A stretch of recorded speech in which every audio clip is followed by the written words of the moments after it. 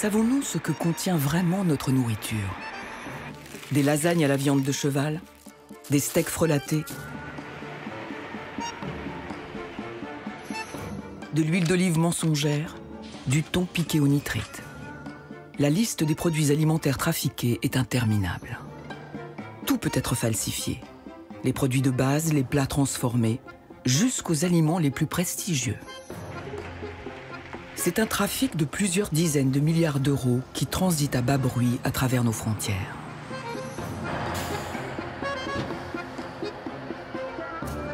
Se plonger dans la fraude alimentaire, c'est se lancer à l'assaut d'une terre inconnue. Des lanceurs d'alerte, des industriels floués en dessineront les contours opaques. Des journalistes courageux, des magistrats opiniâtres permettront d'en comprendre les mécanismes.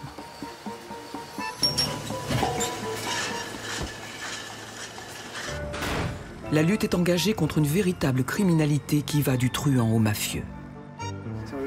Son issue est incertaine, car ces trafiquants agissent au sein d'un marché complexe et colossal par lequel transitent tous nos aliments.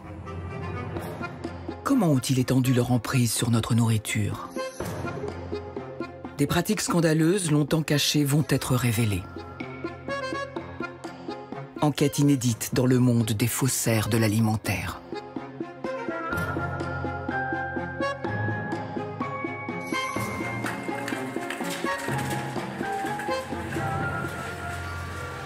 Un responsable est demandé en caisse de... Demandez en caisse centrale, s'il vous plaît. Clivy en caisse centrale, merci. À intervalles réguliers, des aliments disparaissent de nos rayons. La plupart du temps, ces retraits ne marquent pas les esprits.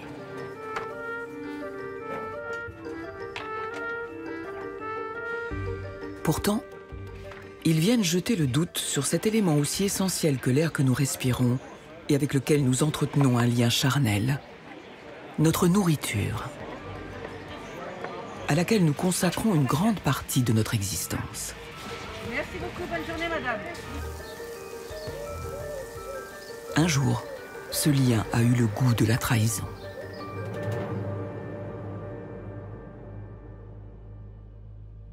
C'était à la fin de l'année 2012 en Irlande.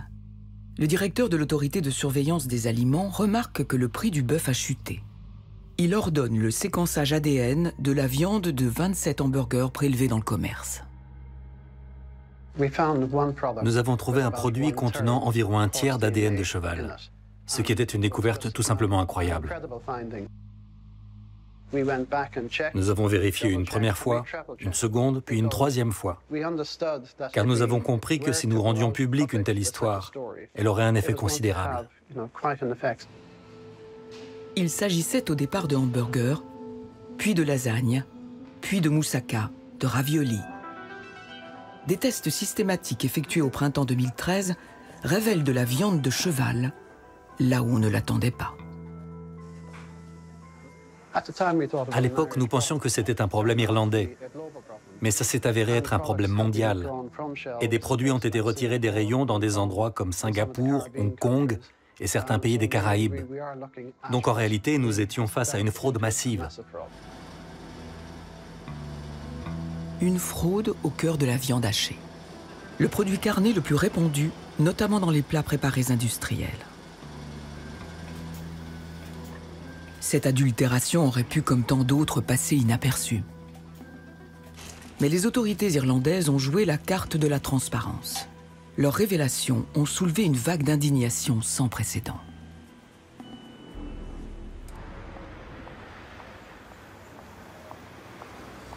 Ingrid Kragel a démarré sa carrière d'enquêtrice avec cette affaire. Elle milite au sein de Foodwatch, une association européenne de défense des consommateurs. L'Irlande, elle a balancé toutes les infos. Elle balance tout. Elle balance les noms des marques, elle balance les lieux des points de vente. Elle demande aussi à l'industrie de faire des tests, toute l'industrie de la viande, des milliers de tests. Et étonnamment, elle met tous les tests en ligne. Toutes les informations sont disponibles. Et ça, c'était quand même exceptionnel. Cette substitution d'ingrédients concernait 4,5 millions de plats cuisinés distribués par les plus grandes marques dans toute l'Europe. Qui a été capable de monter une telle opération? Une vaste enquête démarre. Un faisceau d'indices converge vers les Pays-Bas et mobilise la police des fraudes néerlandaise. Où était la source? C'était la grande question. Qui a mis la viande de cheval dans les produits à base de bœuf?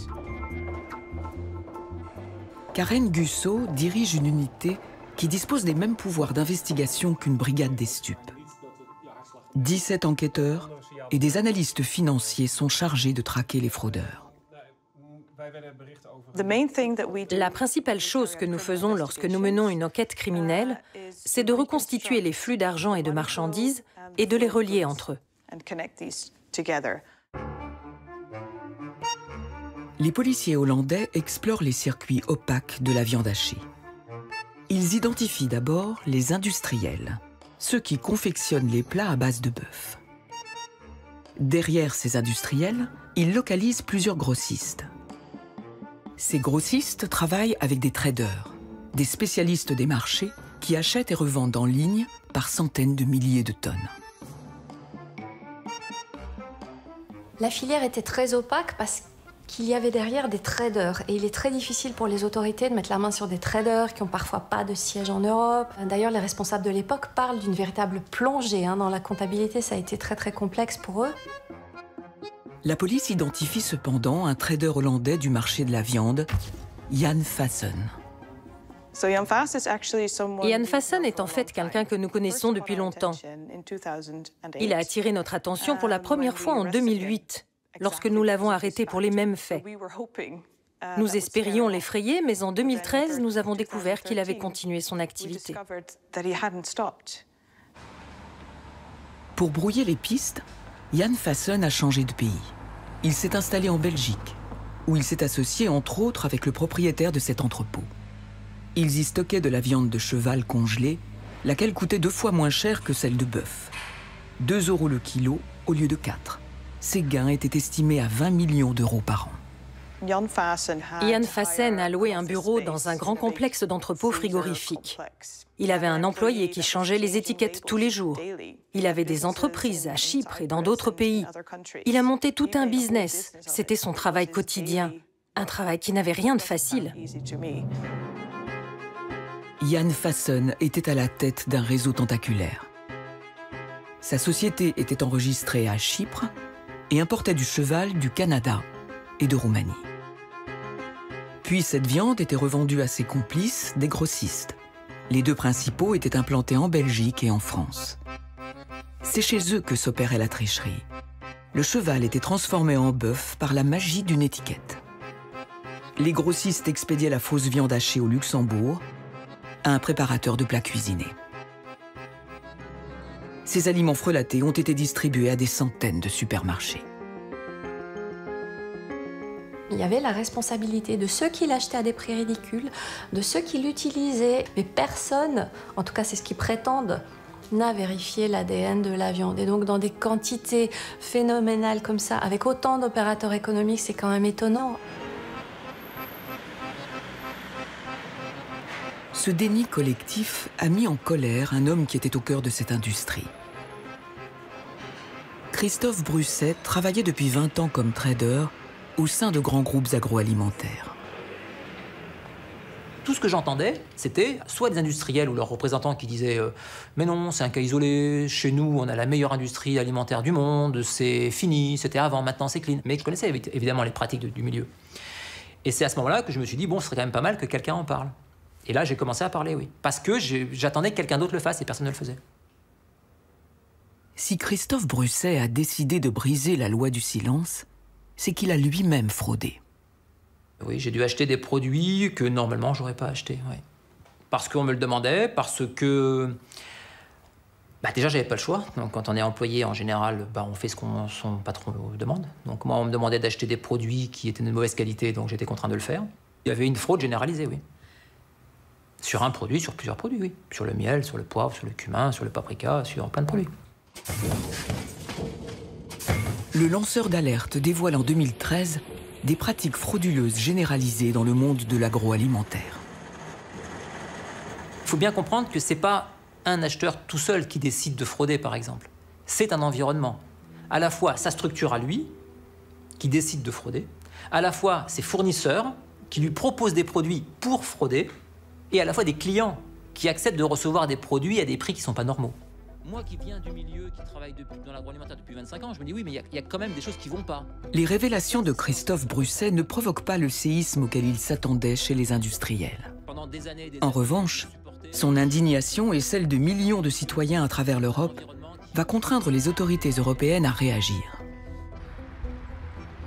C'est ici, à Bruxelles, que s'écrivent les grandes règles concernant l'alimentation.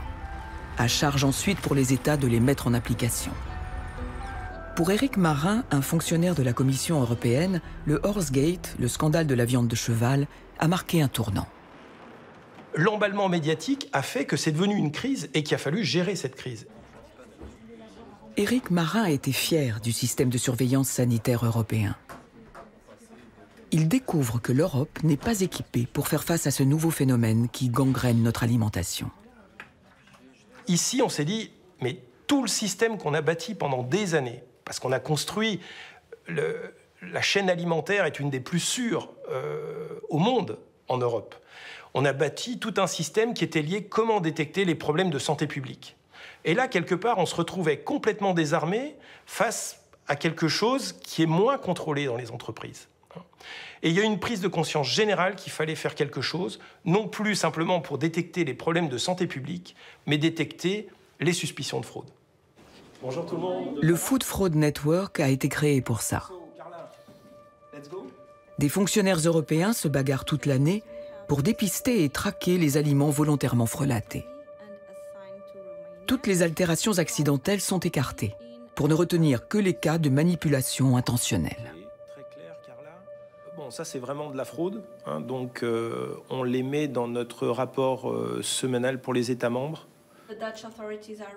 On est passé ici à la création d'un réseau européen avec des points de contact dans chaque État membre où on pouvait échanger des informations confidentielles, sensibles, en toute confiance, pour pouvoir agir et coopérer entre les États membres. Et ça, c'était déjà une première révolution.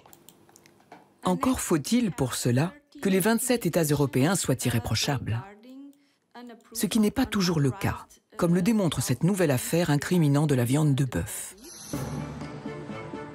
Elle surgit en 2019, 6 ans après le Horsegate.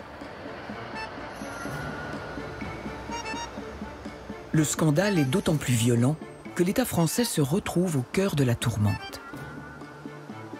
Car la fraude concerne cette fois une commande publique de 1500 tonnes de steak haché destinées à être distribuées aux associations caritatives. Ce sont elles qui donnent l'alerte en découvrant la couleur blanchâtre de ces steaks en provenance de Pologne. Pourquoi le gouvernement français a-t-il choisi des fournisseurs polonais? Pour moi, c'est assez difficile à comprendre parce qu'on est un des pays avec la plus belle industrie agricole, avec probablement les meilleurs produits au monde. Donc on a y acheté du steak à l'autre bout de l'Europe, dans des pays où on sait très bien, enfin, la réputation de la Pologne en termes de qualité alimentaire est exécrable, extrêmement mauvaise. Les acheteurs européens sont devenus accros au bœuf polonais. Les fournisseurs cassent les prix, notamment grâce au coût de la main-d'œuvre très concurrentielle. La Pologne s'est hissée dans les premiers rangs mondiaux pour la production de viande, un secteur qui en 2017 pesait près de 6 milliards d'euros. C'est devenu un acteur économique sur le secteur de la viande absolument incontournable. Tout le monde se fournit là-bas. On a vu cette explosion en fait, du marché, du commerce. Il y a eu énormément d'investissements. Le véritable problème, c'est que les contrôles n'ont pas suivi. Les associations caritatives ont fait analyser les steaks polonais qui leur ont été livrés. Les résultats que nous nous sommes procurés confirment tous leurs soupçons.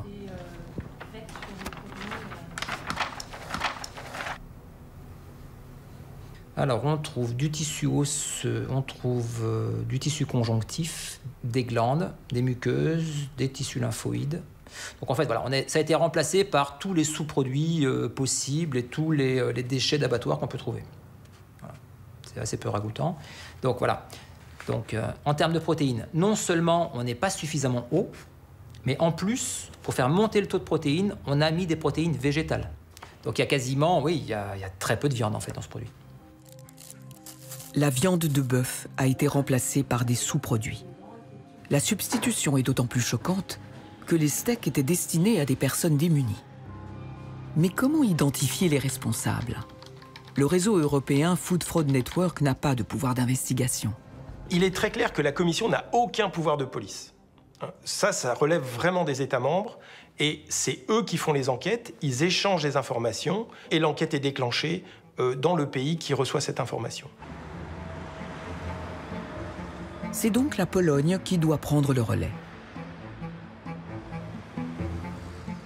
Les services vétérinaires polonais déclenchent une série de contrôles chez le fabricant, l'entreprise Biernacki. C'est l'un des nouveaux géants de la viande de bœuf. Il est soumis aux mêmes obligations réglementaires que dans le reste de l'Europe. Quand l'usine a fabriqué ces steaks, elle a congelé des échantillons de contrôle en cas de problème. Nous sommes allés les chercher et les avons envoyés en analyse. Tous les résultats ont bien sûr été communiqués via le réseau européen aux autorités françaises. Les contrôles établis dans cette entreprise n'ont pas confirmé cette falsification. Nous avons donc mis fin à cette affaire.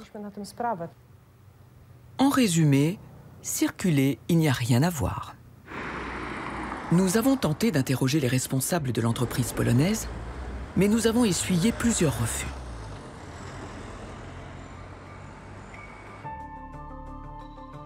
Mais au même moment, une autre affaire, sur laquelle 2 journalistes d'investigation polonais travaillaient depuis 6 mois, va relancer les soupçons sur toute la filière bovine du pays.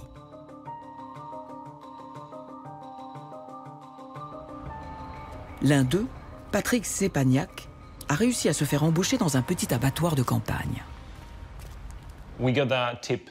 On a eu un tuyau qui nous signalait que des choses illégales se déroulaient dans un des abattoirs du pays. Nous avions déjà eu connaissance de problèmes semblables dans d'autres abattoirs, mais cette fois-ci, nous en avions la certitude.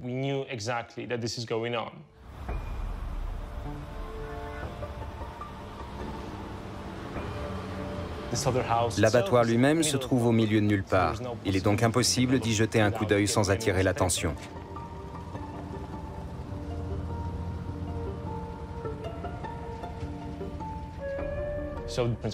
J'ai modifié mon apparence et mon comportement et j'ai passé un entretien d'embauche dans cet abattoir. Ça peut paraître ridicule, mais j'ai eu le poste. Et le jour suivant, j'ai commencé à y travailler.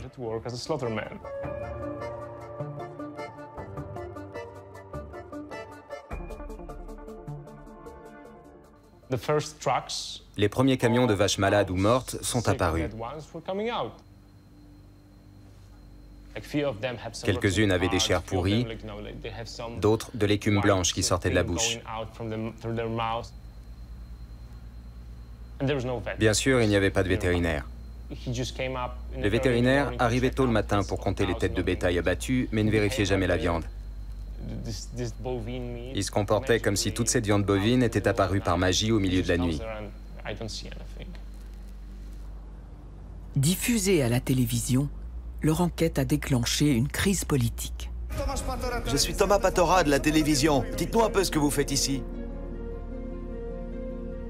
Car les journalistes ont ensuite démontré que d'autres abattoirs dans le pays avaient les mêmes pratiques. Ils achetaient à prix cassé des vaches destinées à l'équarrissage et revendaient la viande au prix normal. Ça a eu un fort retentissement et le ministère de l'Agriculture a dû prendre des mesures. Il a ordonné un plan de contrôle massif de chaque abattoir de Pologne. Il y en a environ 400. Mais les abattoirs inspectés en étaient informés une semaine à l'avance. Il n'y a donc jamais eu d'effet de surprise.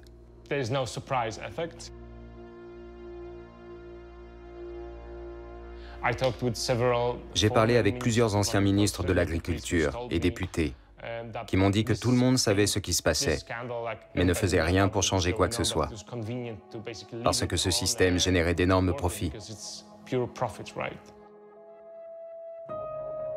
de la viande impropre à la consommation est entrée dans la chaîne alimentaire par un maillon faible, les abattoirs. Puis s'est répandue dans tout le circuit de commercialisation. La viande de l'abattoir où je travaillais était vendue dans 14 pays. La France, l'Allemagne, la République tchèque, l'Arabie saoudite, la Turquie. La fraude a provoqué une crise diplomatique à l'échelle européenne. Des inspecteurs envoyés par Bruxelles ont alors audité toute la filière de la viande bovine polonaise. Leur rapport a confirmé de nombreuses lacunes dans les procédures sanitaires et la traçabilité. Ils fournissent toute l'Europe à des prix défiant toute concurrence. Et donc, on a un souci. Cette viande, potentiellement, part sur les marchés sans qu'elle ait été correctement contrôlée. Ils n'ont pas modifié la loi, donc ces pratiques ont toujours cours. Comment lutter efficacement contre la fraude alimentaire quand un État comme la Pologne ne joue pas le jeu? Les administrations vont effectivement donner plus ou moins d'attention à la fraude alimentaire. Alors, est-ce qu'on peut parler de bons et de mauvais élèves? Vous savez, chaque administration fait avec son passif, avec son passé et avec ses moyens. Hein, il faut en être conscient. Un pays se targue d'être à l'avant-garde de la lutte contre les fraudes. C'est l'Italie.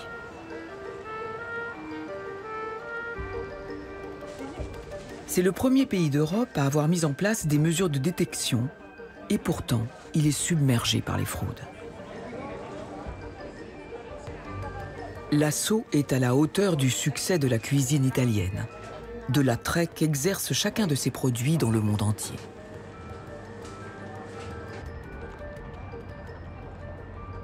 Le parmesan en général, le jambon de Parme, le vinaigre balsamique, l'huile extra vierge. En fait, les produits les plus importants sont contrefaits. Ça détériore le marché et ça détériore l'image des produits italiens. Ludovico Vaccaro est l'un des rares magistrats italiens spécialisés dans les affaires criminelles qui touchent l'alimentaire. Quand j'étais jeune substitut du procureur, je m'occupais déjà de ce genre d'affaires. Et je me souviens de ce type avec sa fourgonnette qui vendait de l'huile frelatée dans plusieurs régions d'Italie.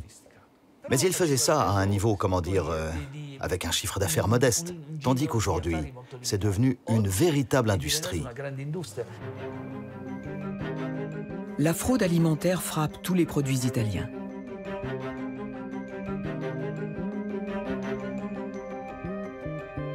Comment les autorités italiennes peuvent-elles faire barrage?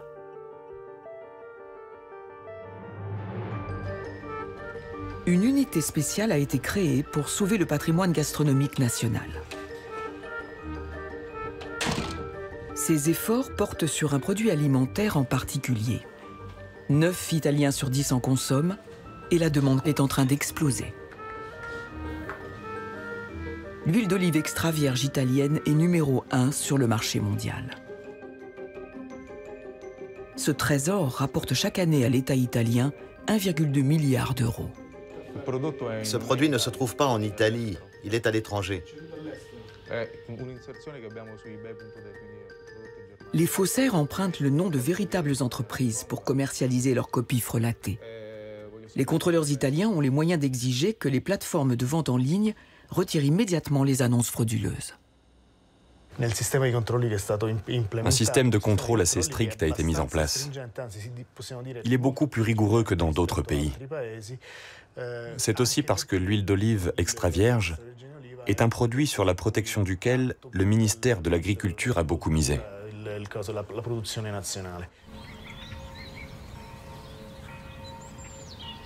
Pour évaluer l'efficacité de ce dispositif, il faut se plonger dans la filière, en partant des oliviers. L'Italie est une terre de production ancestrale, et une région l'est plus que toute autre, c'est la Toscane. Dans le village qui a vu naître Léonard de Vinci, Luigi perpétue la tradition de l'huile d'olive extra vierge italienne. Il est confronté à des baisses de rendement dramatiques. Cette année, dès juillet, il n'y avait plus d'huile à la vente. Parce que quand j'ai écoulé toute mon huile biologique, j'en vends plus. S'il n'y en a plus, j'en vends plus, un point c'est tout. Le réchauffement climatique, la prolifération d'insectes mettent à mal la production nationale. Et pourtant, Luigi constate que les grandes marques approvisionnent toute l'année les supermarchés d'Italie et d'Europe avec des huiles d'olive extra vierges vendues à des prix cassés. Voilà ce qui se passe. Il y a des entreprises productrices d'huile d'olive de grande taille. Bon, les noms, je ne peux pas te les donner. Elles importent des olives. Et ça se retrouve dans les chaînes de supermarchés qui vendent les bidons de 5 litres 16 €. C'est une honte. C'est de l'huile merdique. De l'huile de merde. Ces gros industriels, pour alimenter le marché mondial, ne se contentent pas, comme Luigi, de récolter, de presser et de produire sur place. Ils élaborent, assemblent, parfument. Leur huile est le fruit de mélanges complexes dans lesquels entre une grande part d'huile importée. Et c'est par ce biais que la fraude s'engouffre.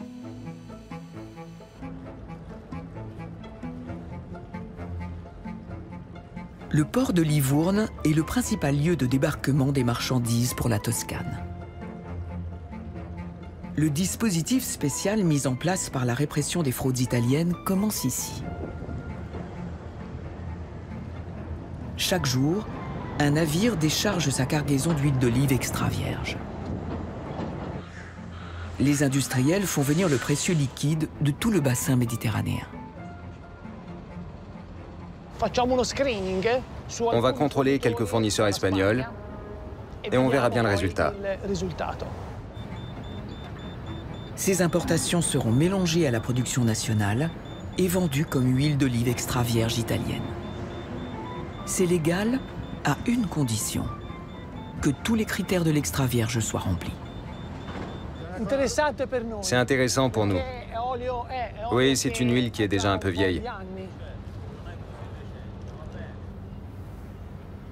Les contrôleurs italiens traquent l'huile étrangère importée de mauvaise qualité, trop acide, pas assez fruitée. La tricherie est facile. Si elle est découverte, il suffit d'enregistrer l'huile dans une catégorie inférieure en expliquant qu'une erreur s'est glissée dans les documents. Il arrive assez souvent que l'huile soit déclassée par son acheteur pendant qu'on fait notre prélèvement. Qu'est-ce que ça veut dire ? Ça veut dire que l'entreprise savait très bien que son huile n'était pas bonne.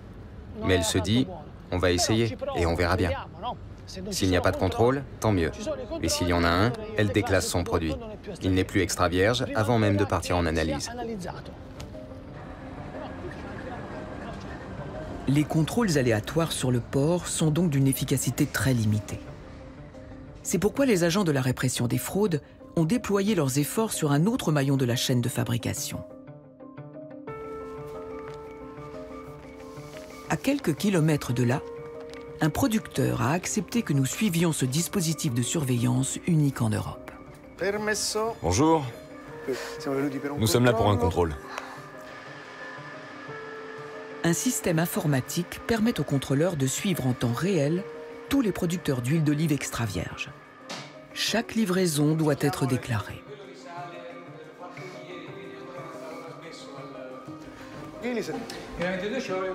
Ici, vous avez l'huile de cette année. Elle n'est pas renseignée? Non, pas encore. Elle ne figure pas dans notre registre parce qu'on a remarqué qu'il n'y avait pas de livraison, à moins qu'elle vienne d'ailleurs. Elle est arrivée ce matin. Parfait. Avant de déclencher un contrôle, l'inspecteur sait exactement ce qu'il doit trouver dans les cuves. Les quantités, les huiles produites sur place, les huiles importées. Tout doit être consigné par le producteur. Cette surveillance pointilleuse revient à une mise sous tutelle administrative de toute la production d'huile d'olive italienne. Je vais avoir besoin de 5 bidons pour l'analyse. Essayons de les prendre au hasard. Alors que tout semble en règle chez ce producteur, Des échantillons vont être prélevés au hasard et envoyés en analyse. C'est le seul moyen de s'assurer de l'authenticité de l'huile extra vierge. C'est une garantie pour nous qui travaillons et voulons produire une huile d'olive de qualité. Donc les contrôles sont les bienvenus, et même qu'ils soient encore plus stricts, plus sévères. Y a-t-il 2 poids, 2 mesures entre les petits fabricants et les gros industriels?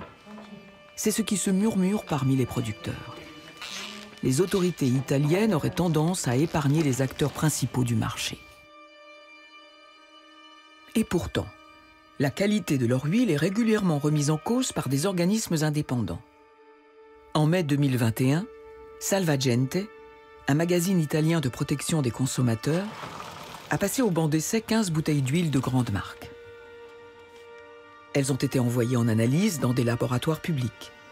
Résultat, 7 bouteilles sur 15 n'étaient pas extra vierges.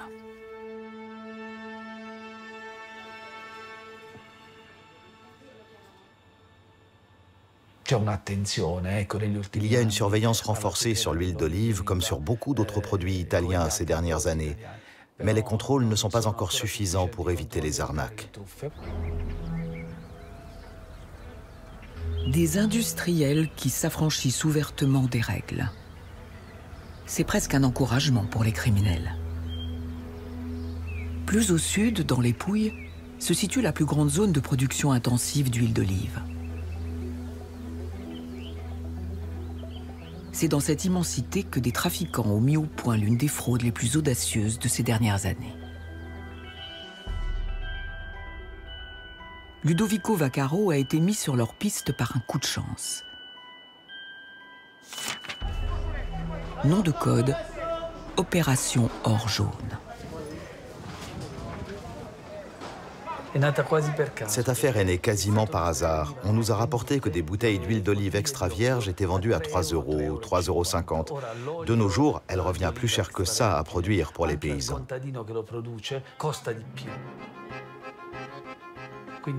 Donc on a soupçonné immédiatement qu'il ne s'agissait pas d'huile extra vierge.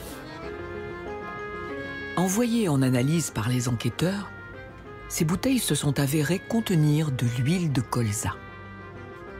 Mais à ce stade, Ludovico Vaccaro ne se doute pas encore de la taille du trafic. Sur toutes les bouteilles, à la fois les bouteilles d'1 litre et les plus petites pour les restaurants, l'étiquette mentionnait des pressoirs fantômes. C'est-à-dire que non seulement les bâtiments n'existaient pas, mais la rue ou le village indiqué n'existait pas non plus. C'était des entreprises fantômes.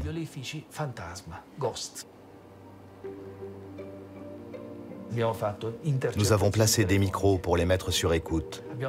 Nous avons surveillé les mails. Nous avons épluché tout leur patrimoine, mis des GPS pour suivre leurs camions. Nous avons fait des filatures. En somme, c'était une enquête très complexe qui a duré 2 ans. Des méthodes comparables à celles utilisées contre la mafia. Dans ce cas précis, il s'agissait de toute une organisation clandestine composée de 34 personnes. Ici, on voit l'arrivée de l'huile en vrac, à peine débarquée en Italie, qui va être entreposée ici.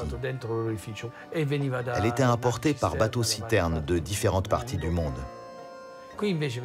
Là, on voit les camions qui partent pour l'Allemagne. Il faut savoir qu'un camion comme celui-là a une capacité de plus de 20 000 litres. Regardez ces machines sophistiquées pour la mise en bouteille, celle-ci pour l'étiquetage.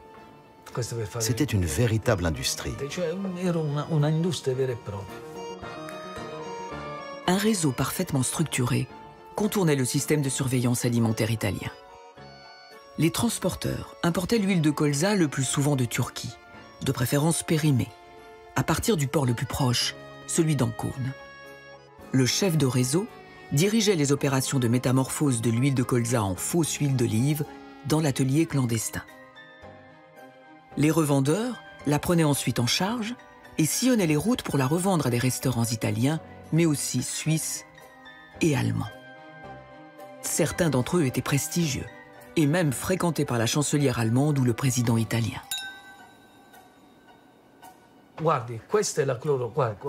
Regardez, ça c'est la chlorophylle, ce que vous voyez, ce vert intense.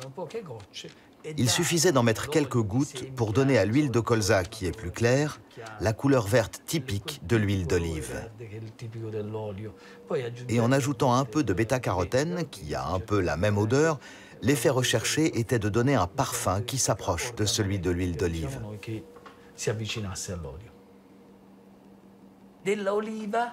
Il n'y avait pas l'ombre d'une olive. Même pas une toute petite partie. C'était de l'huile 100% sans olive. Dans les écoutes, les trafiquants se frottent les mains. Contrefaire l'huile d'olive, c'est tellement facile et ça rapporte gros. Faisons un peu de calcul.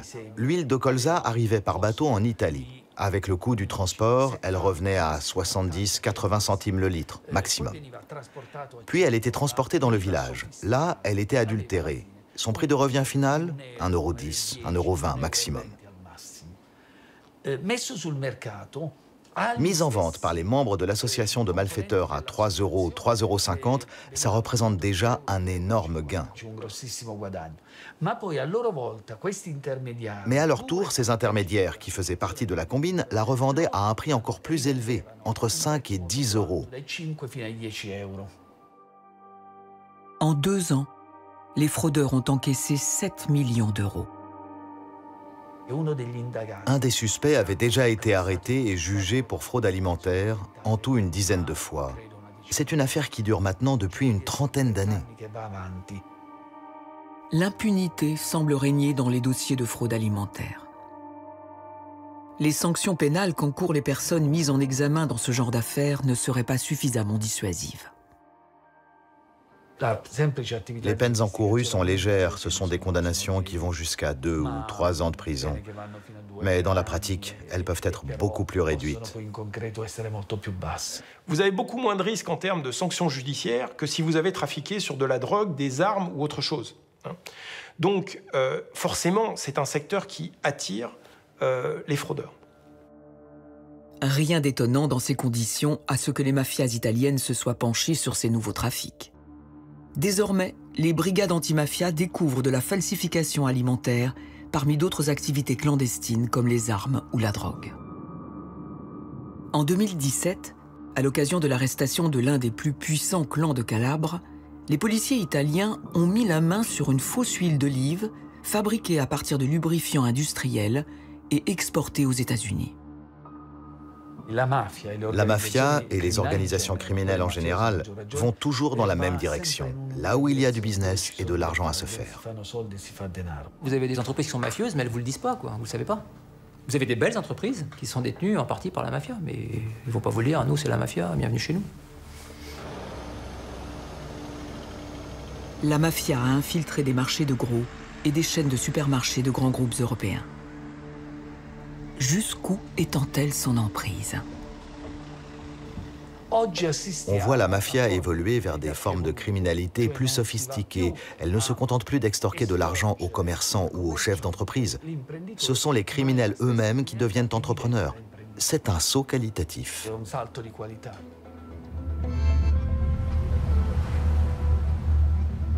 Le secteur agroalimentaire et les milliards qu'il brasse exercent un attrait irrésistible sur les trafiquants de toute espèce. Et on ne connaît sans doute que la partie émergée de ce monde opaque.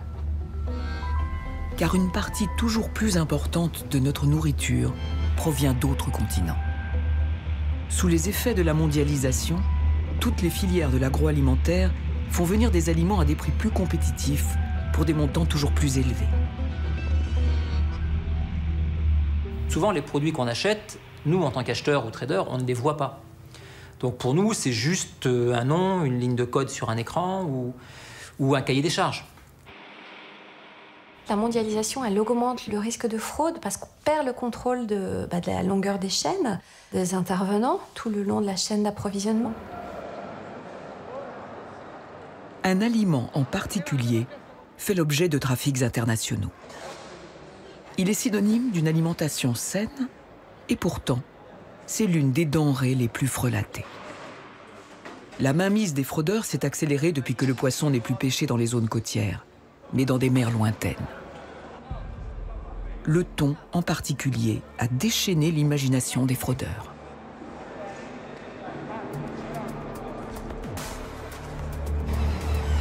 Pour répondre à la demande croissante de consommation de thon cru, un marché très spécialisé, tenu par 200 professionnels des produits de la mer, s'est développé en Europe. Ce poisson est pêché dans le Pacifique ou l'océan Indien, puis congelé rapidement à moins 18 degrés. Sa chair rouge est très prisée. Elle coûte cher.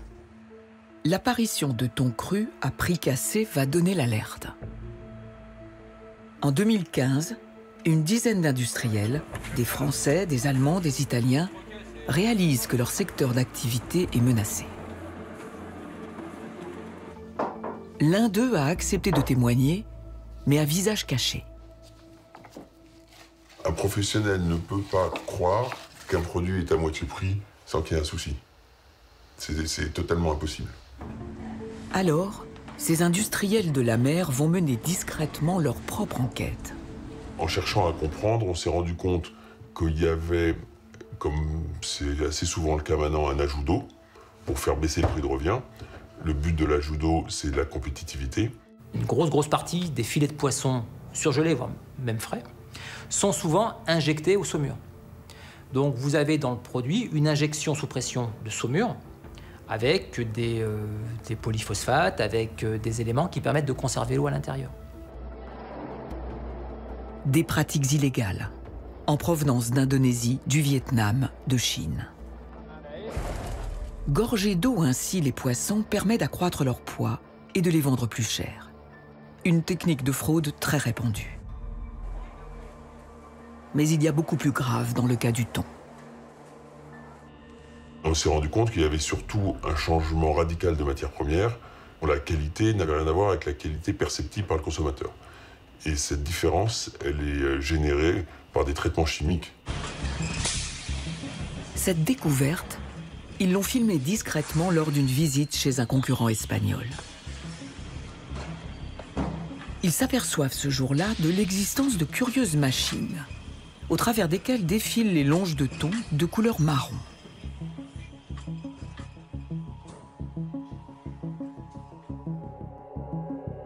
Les bouchers charcutiers ont le droit de les utiliser.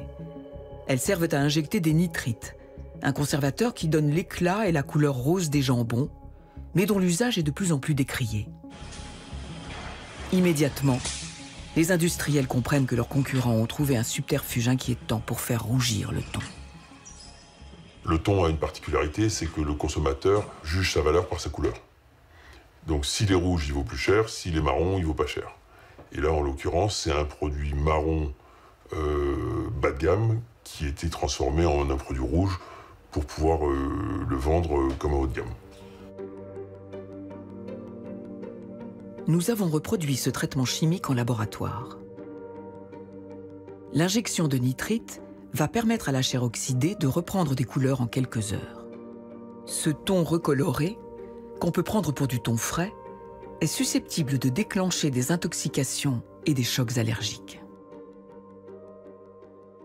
Si on met sur le marché des produits qui sont pas bons, qui font pas plaisir au consommateur, il va s'en détourner. La deuxième chose, c'est que s'ils sont pas bons pour sa santé, un jour on risque un clash médiatique qui peut tuer un marché. Le groupe d'industriels dissidents, poussé par la peur du scandale, décide de tout mettre sur la table. Dans un premier temps, on est allé voir les autorités françaises. Les autorités françaises nous ont dit soit, mais on ne sait pas quoi faire et puis de toute façon on n'a pas assez de moyens, donc c'est pas à nous de nous en occuper. Donc on s'est adressé à la communauté européenne. Eux, ils avaient la certitude que c'était de la fraude. Effectivement, ça nous a paru tout de suite très sérieux. Très complexe, mais très sérieux.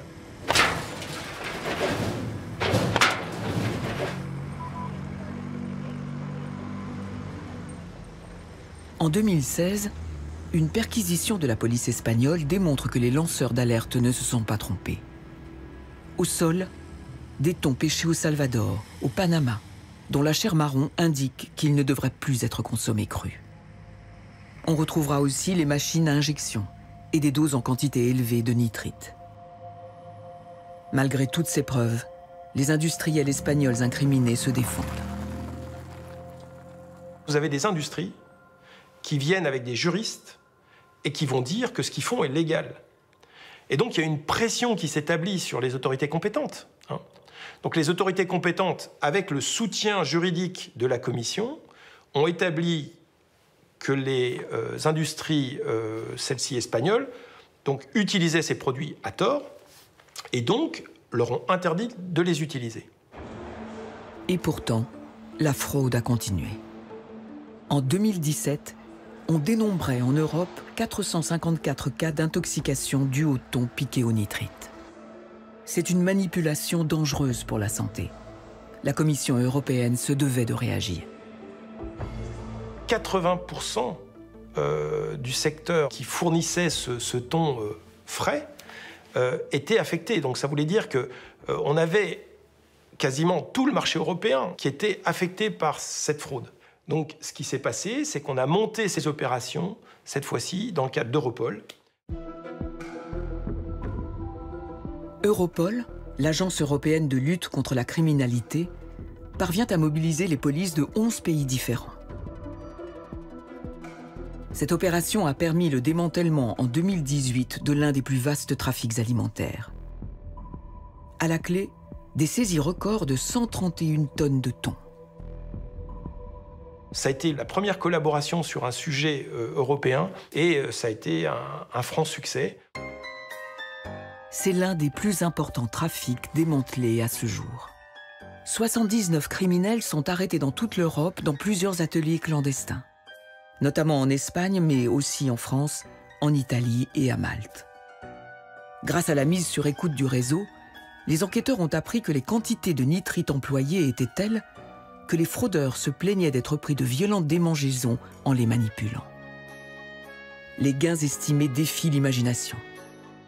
Jusqu'à 12 millions d'euros de bénéfices par an. Une fraude incroyablement lucrative et qui n'a pas pris fin avec le démantèlement spectaculaire de ce réseau. Malgré une vigilance accrue des autorités de contrôle partout en Europe, des thons piqués avec différents produits chimiques sont régulièrement détectés.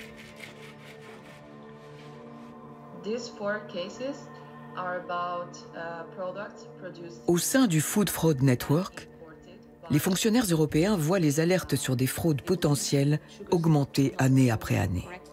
Elles touchent désormais toutes les denrées. Ce qu'on sait de manière certaine, c'est que la fraude alimentaire se développe de manière exponentielle. Et c'est de plus en plus inquiétant. Tout le monde s'alarme de l'ampleur que ça prend. Comment faire face à un tel raz-de-marée? Les fraudeurs jouissent de toutes les facilités qu'offre un monde où la libre circulation des marchandises est la priorité.